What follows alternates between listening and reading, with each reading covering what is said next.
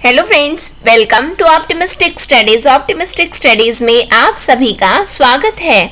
हम देख रहे थे जीन पियाजे के सिद्धांत या फिर हम बोल सकते हैं जीन पियाजे का संज्ञानात्मक विकास हम देख रहे थे, कॉग्निटिव डेवलपमेंट ऑफ जीन पियाजे। आइए अब हम देखेंगे, या इससे पहले हमने स्टार्ट किया था इंट्रोडक्शन से। इंट्रोडक्शन में मैंने आपको बताया कि जीन पियाजे कहाँ से हैं, तो स्विट्जरलैंड के हैं और इन्होंने एक पुस्तक लिखी है 1930 में, the language thought of the child. और फिर उसके बाद मैंने आप लोगों को बताया था कि 1896 से लेकर के 1980 तक इनका जो है पूरा कार्यकाल या फिर हम बोल सकते हैं इनकी जीवन रहा है। फिर उसके बाद जीन पियाजे में मैंने आपको बताया था इन्होंने अपने स्वयं के बच्चों पर परीक्षण किया और उन्होंने जाना कि किस तरीके से बच्चों का विकास होता है। तो इन्होंने ये पाया कि पहले बच्चे सरल चीज सीखते हैं और उसके बाद में बच्चे कठिन चीज सीखते हैं। इसका मतलब ये हुआ कि इन्होंने अवस्थाओं पर इन्होंने अपने विचार व्यक्त किए हैं, इसीलिए इनके सिद्धांत को अवस्था का सिद्धांत भी हम कहते हैं। ठीक है। और इन्होंने जो है संज्ञानात्मक विकास पर अपने विचार व्यक्त किए हैं। संज्ञानात्मक विकास पर ऐसे पूछा जाता है एग्जाम में, संज्ञानात्मक विकास किससे संबंधित है, तो संज्ञानात्मक विकास जीन पियाजे से संबंधित है। और संज्ञानात्मक विकास पर टिप्पणी करने के कारण या फिर हम बोल सकते हैं संज्ञानात्मक विकास पर इन्होंने अपने मत दिए हैं और ये एक मनोवैज्ञानिक थे। तो कहा जाता है विकासात्मक मनोविज्ञान के जनक कौन माने जाते हैं, तो विकासात्मक मनोविज्ञान के जनक जो हैं जीन पियाजे माने जाते हैं। कौन माने जाते हैं? जीन पियाजे माने जाते हैं। ठीक है, याद रखेंगे आप लोग, यदि एग्जाम में आएगा तो आप लोगों को गलत नहीं करना है। विकासात्मक मनोविज्ञान के जनक कौन माने जाते हैं, तो जीन पियाजे माने जाते हैं। ठीक है, इतनी बातें हमने देखी थी। फिर मैंने आपको इसके कॉन्सेप्ट्स बताए, मैंने आपको स्टेप्स बताए। फिर उसके बाद हम अवधारणा देख चुके हैं। ठीक, अब हम आ जाते हैं किसमें, तो कि डिफरेंट स्टेज क्या होते हैं। जैसा कि मैंने आपको बताया था, इन्होंने अवस्थाओं के बारे में कहा है कि बच्चों का बौद्धिक विकास मतलब संज्ञानात्मक विकास। क्यों? क्योंकि इन्होंने संज्ञानात्मक को किस तरीके से परिभाषित किया है, किस तरीके से इन्होंने डिफाइन किया है कॉग्निटिव को, तो इन्होंने बौद्धिक विकास को ही संज्ञानात्मक कहा है। और संज्ञानात्मक विकास के अंतर्गत अर्थात बौद्धिक विकास के अंतर्गत होता क्या है कि क्रमबद्ध तरीके से विकास होता है। अब वो कौन सा क्रम है, कौन से स्टेज है जहां पे हमारा बौद्धिक विकास होता है, तो आइए आज की सेशन में हम वो जानने जा रहे हैं। ठीक है, सेशन स्टार्ट करने से पहले यदि आप चैनल में पहली बार आए हैं तो चैनल को सब्सक्राइब कर लीजिए, साथ में बेल नोटिफिकेशन को ऑन रखिए जिससे हम जो भी वीडियो डालें तो आप तक पहुंचते रहे। साथ में क्लास यदि आपको अच्छी लगे तो ज़रूर लाइक कीजिएगा, ज़्यादा से ज़्यादा लोगों तक शेयर भी ज़रूर कीजिएगा। चलिए आ जाते हैं हम अपनी क्लास में। ये हमें आज क्या देखना है कि what development stage according to Jean पियाजे थ्योरी। ठीक, जीन पियाजे के अनुसार संज्ञानात्मक विकास की अवस्थाएं अब हम देखने जा रहे हैं। तो सबसे पहली अवस्था, मैंने इससे पहले वाले सेशन में आपको क्या बताया था कि संज्ञानात्मक विकास की 4 अवस्थाएं होती हैं और वो 4 अवस्थाओं में पहली अवस्था क्या कहलाती है, तो संवेदीगामक अवस्था। क्या कहलाती है?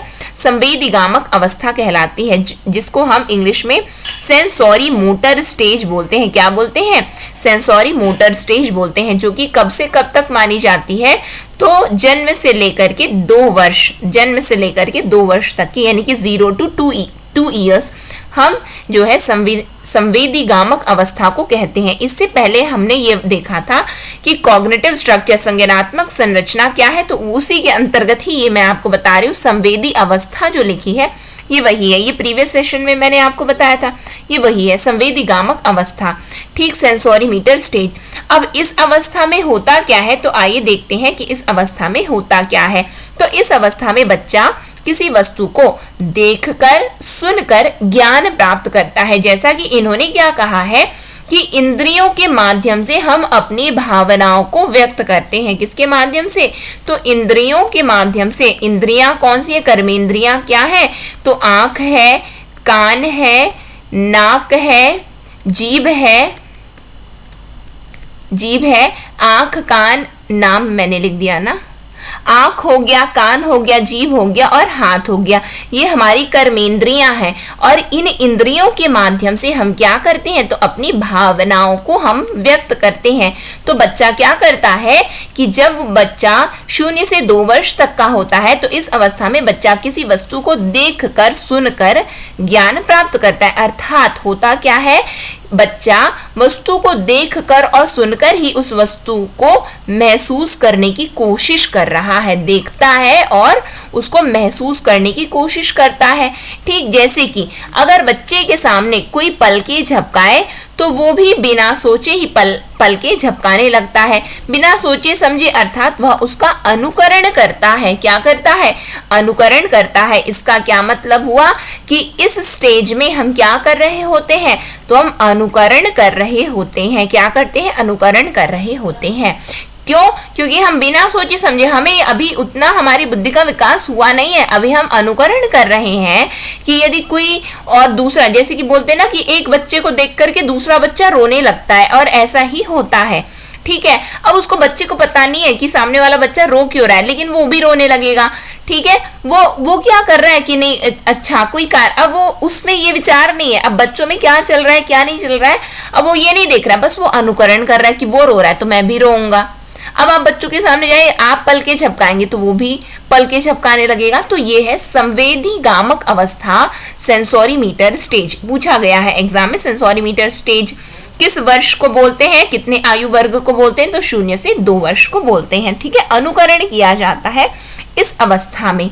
ठीक, फिर उसके बाद में पूर्व संक्रियात्मक अवस्था। अब ये पूर्व संक्रियात्मक अवस्था क्या होती है, तो प्री ऑपरेशनल स्टेज होता है। कौन सा होता है, प्री ऑपरेशनल स्टेज, पूर्व संक्रियात्मक अवस्था। ये कब से कब तक होती है, तो 2 से 7 वर्ष की ये अवस्था होती है। संवेदी गामक कितनी, तो 0 से 2।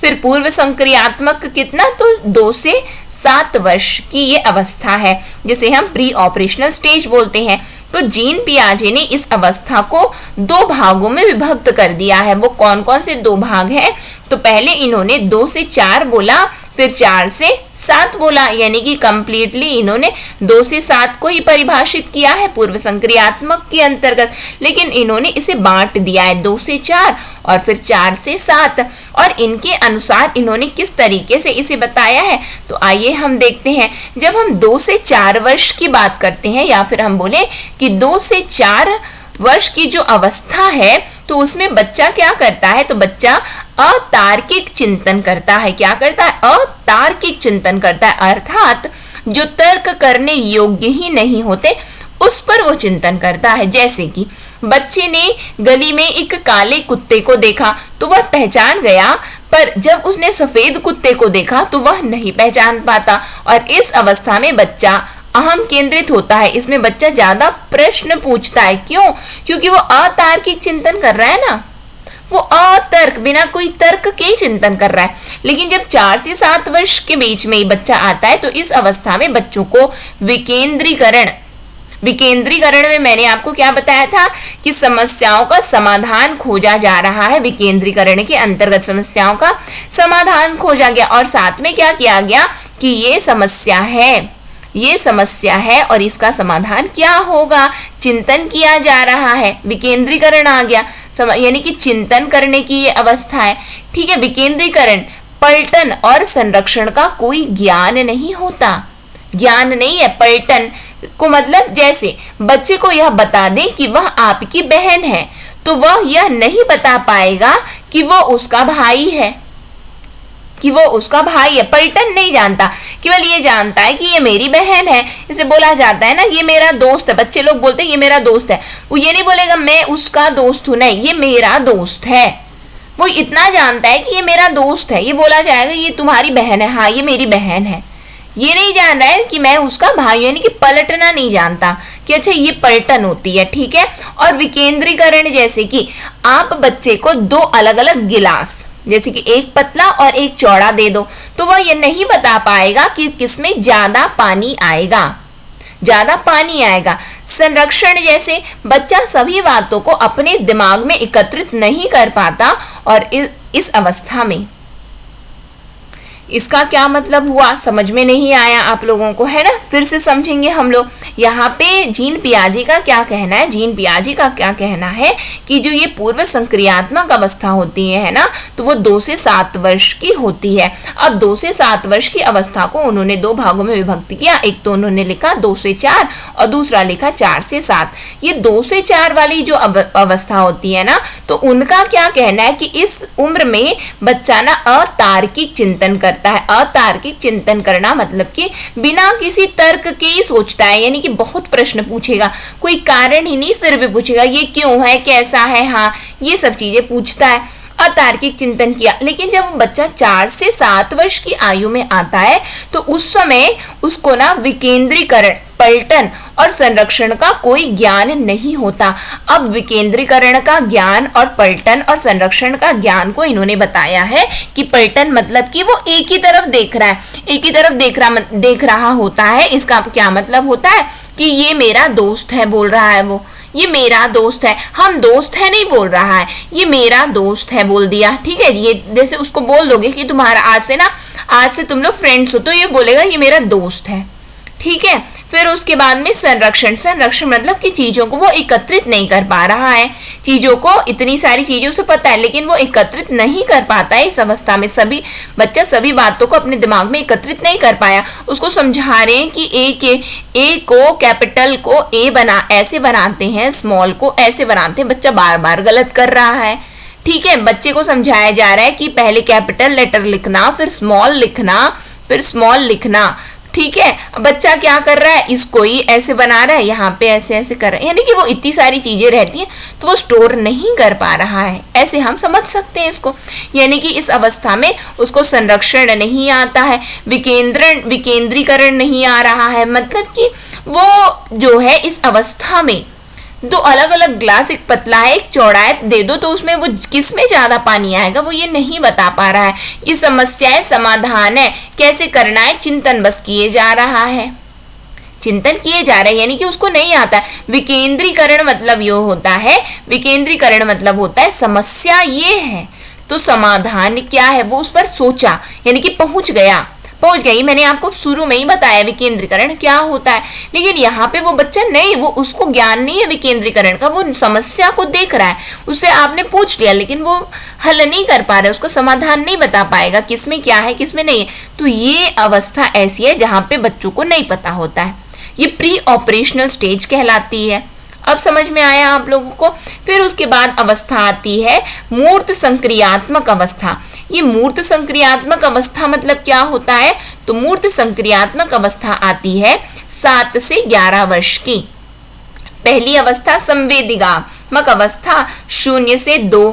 फिर उसके बाद कौन सी अवस्था आई है, फिर उसके बाद आई है 2 से लेकर के 7। वो बताइए कौन सी अवस्था थी, वो पूर्व संक्रियात्मक थी। पहले आया 0 से 2, फिर 2 से 7 आया, 2 से 7 को विभक्त किया गया 2 से 4 और 4 से 7। अतार्किक चिंतन, यहाँ पे विकेंद्रीकरण, पलटन और संरक्षण के ज्ञान का अभाव। फिर हम आ जाते हैं मूर्त संक्रियात्मक अवस्था जो कि 7 से 11 वर्ष में आती है, जिसको हम कॉन्क्रीट स्टेज बोलते हैं। तो इसमें होता क्या है कि मूर्त यानी जिसका कोई रूप हो, मूर्त यानी जिसका कोई रूप हो, आकार हो, रंग हो, अर्थात जिसको हम देख सकते हैं, छू सकते हैं।